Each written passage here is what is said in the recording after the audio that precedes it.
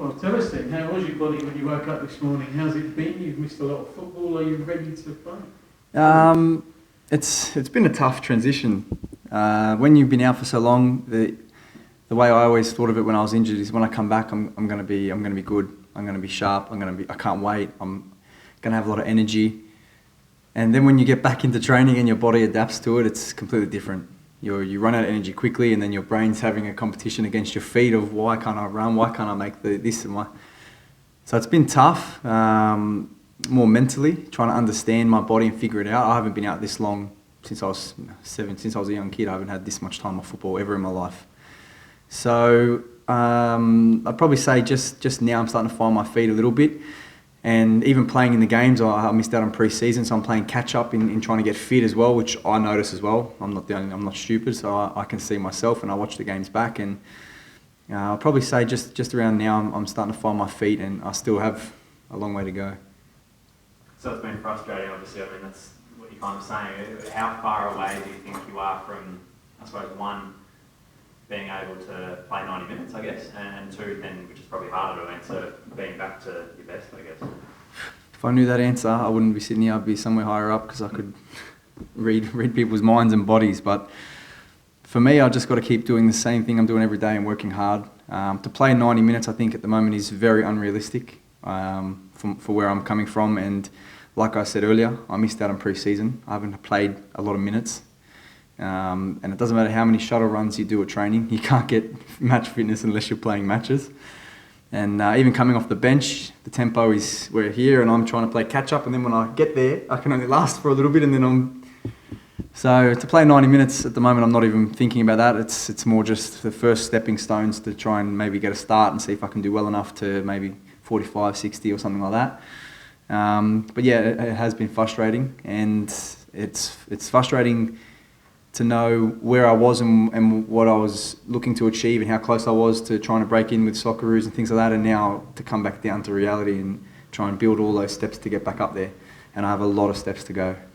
I can't even see the top, that's how far I am. How's the mood in the camp? Because, quite frankly, the team was awful in its last game, and the coach said that. Yeah. He said it was the worst ever home performance in his time at the club, and he took responsibility, but he said the players have to as well. I mean, of course. have you all taken responsibility? Of course. And would you agree with him that... 100%. We played in the game, I played in the game, so I know that it wasn't good.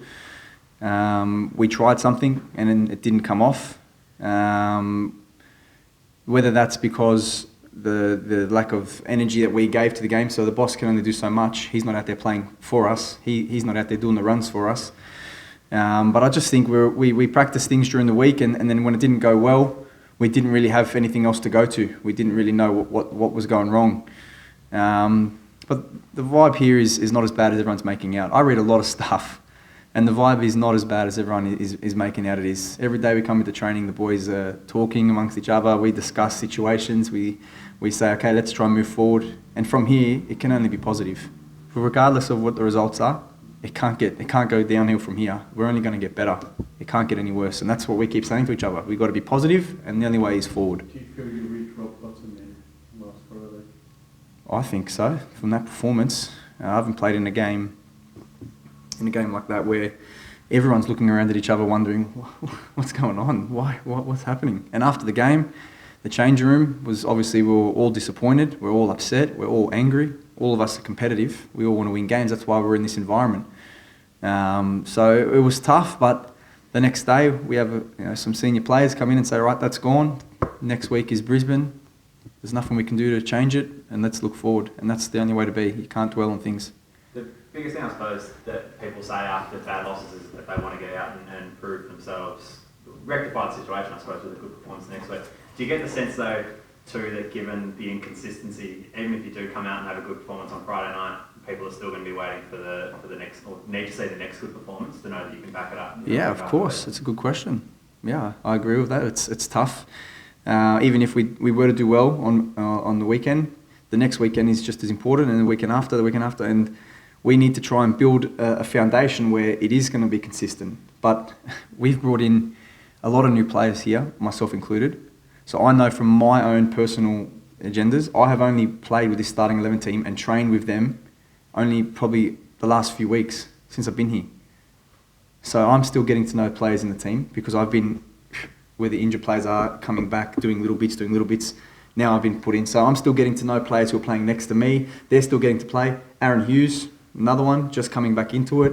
Zulo, Franich hasn't been involved much. There's a lot of outside factors that people don't realise. We haven't played a lot of time together. And when everyone starts coming together and we can try and get everyone back fully fit, then maybe we can start to build foundations. And like I said, it's tough because everyone's trying to figure each other out. People don't know how I play still fully yet. I don't know how everyone else, I don't know what sort of runs he's going to make. There's a lot of factors that needs to be taken into account which are not being taken into account. So what's John's message been the last couple of days to get you off rock bottom? Positivity. There's no point dwelling on what's happened. Otherwise, it's only going to stay where it is. We got to, forget about it and move forward. So that was a message that was very clear. Let's forget what's happened and let's prepare for Brisbane. Yeah, there was a lot of bad things, but what's the point of smashing people and putting people's confidence even further down? We want to try and, it wasn't good. We all know that. We're not stupid. We all watch games all around the world. What can we do? The answer is move forward and try and have a better performance.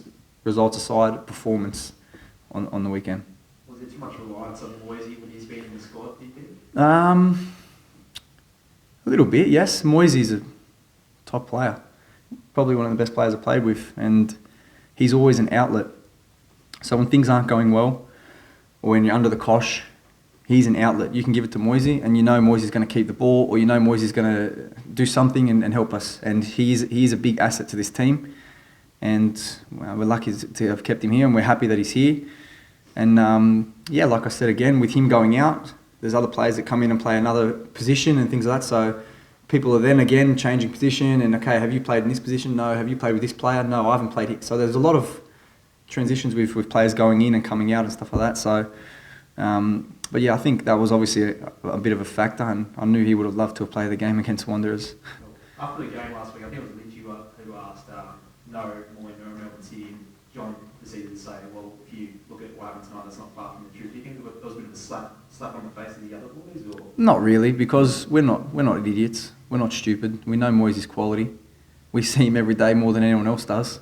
I've seen him do things in training that I just stand there and go, so it's not a slap on the face to us. We all are professional footballers, and we all know that he's a quality player, and we all know how big he is to our team. So when the boss says something like that, we say, yeah, well, he's not wrong, is he? He's not lying.